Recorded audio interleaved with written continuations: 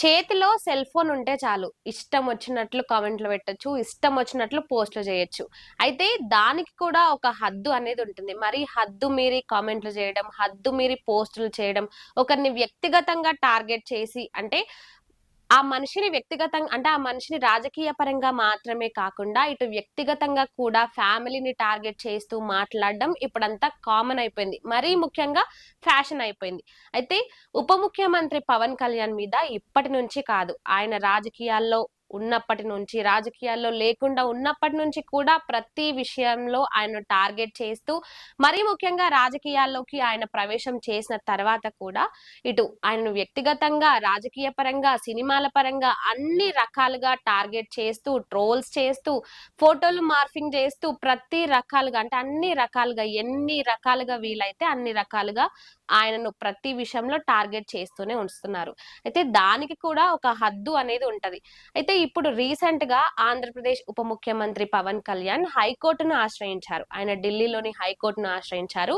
ఈ సోషల్ మీడియాలో ఏవైతే ఫోటో మార్ఫింగ్‌లు గాని, వ్యక్తిగత టార్గెట్‌లు గాని వీటన్నిటికి సంబంధించి ఆయన పిటిషన్ వేశారు. ఇక దానికి సంబంధించి వారంలోగా ఎవరైతే ఈ పవన్ కళ్యాణ్ పైన ఆయన వ్యక్తిగతంగా ఆయనను టార్గెట్ చేస్తూ గాని, ఆయన కుటుంబ సభ్యుల మీద గాని, ఎవరి మీద గాని ఎలాంటి టార్గెట్ చేసి ఫోటో మార్ఫింగ్‌లు చేసి, ముఖ్యంగా కొన్ని పోస్ట్‌లలో ఆయన ఫోటోను వాడుకొని అంటే వాళ్ళకు వాణిజ్యపరంగా వాళ్ళు కోలుకోవాలని వాళ్ళ వ్యక్తిగత ఇది కోసం ఈయనను టార్గెట్ చేస్తూ ఏవైతే ఇవన్నీ చేశారో వాటన్నిటికి సంబంధించి ఇప్పుడు ఆయన కోర్టును ఆశ్రయించారు.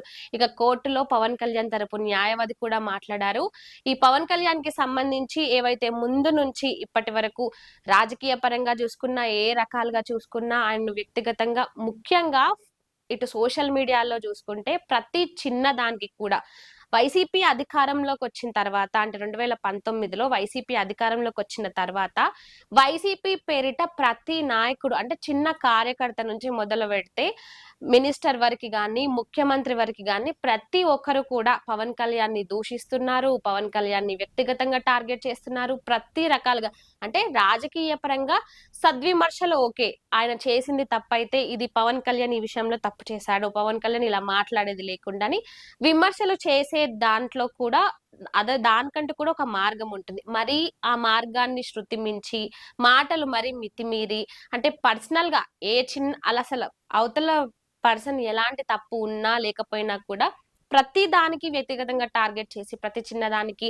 సినిమాల విషయాలు ముందలకేసి ప్యాకేజీ స్టార్ అంటూ రకరకాలుగా కేవలం పవన్ కళ్యాణ్‌ని మాత్రమే కాకుండా ఆయన కుటుంబ సభ్యులని, చిన్న పిల్లలని కూడా చూడకుండా భార్యలను మొదలుపెడితే ప్రతి ఒక్కరిని కూడా ఇటు సోషల్ మీడియాలో ట్రోల్స్ చేస్తూ, ఫోటో మార్ఫింగ్‌లు చేస్తూ అంటే వాళ్ళ పైశాచిక ఆనందం కోసం అవతలి వ్యక్తిని కించపరుస్తూ, ఆయన వ్యక్తిగత ఫ్రీడమ్‌ని ఉల్లంఘిస్తూ, అంటే ఆయన ఇబ్బంది పడే విధంగా, ఈ విధంగా చేస్తూ, అంటే ఒక హద్దు, పద్దు లేకుండా ఈ విధంగా చేస్తూ ముందుకెళ్తున్నారు. ఇక పవన్ కళ్యాణ్ గతంలోనూ కూడా చెప్పారు. ఇలాంటివేవి సహించేవి లేవు. ఇప్పటి నుంచి ఎవరి మీదనైనా సరే సీరియస్ యాక్షన్ తీసుకోవాల్సిందేనని ఆయన చెప్పాడు.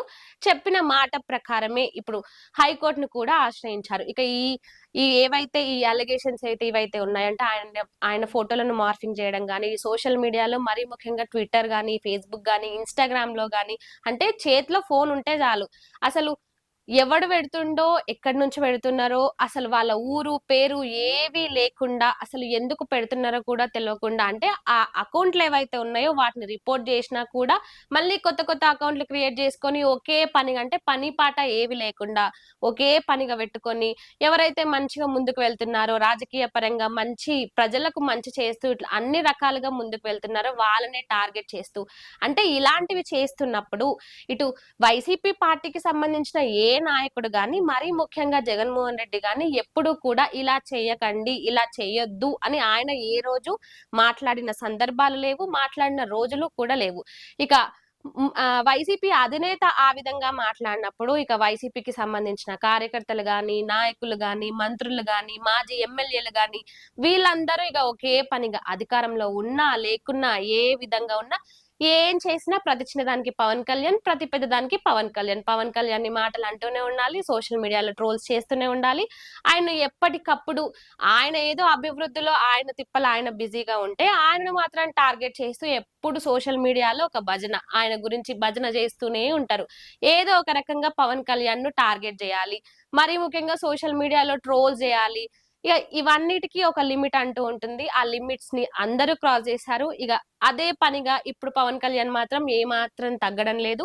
ఇక ఈ అంశాలన్నిటికి సంబంధించి ఇప్పటికే కోర్టును కూడా ఆయన ఆశ్రయించారు. ఇక డిసెంబర్ 22 వరకు ఈ అంశానికి సంబంధించి కోర్టు ఒక నిర్ణయం తీసుకోబోతుంది. ఇక ఆ నిర్ణయం కూడా పవన్ కళ్యాణ్‌కు ఫేవర్ గానే ఉండబోతుందని అనుకుంటున్నారు. ఇక మరి వేచి చూడాలి. డిసెంబర్ 22న కోర్టు ఎలాంటి నిర్ణయం తీసుకోబోతుందనేది.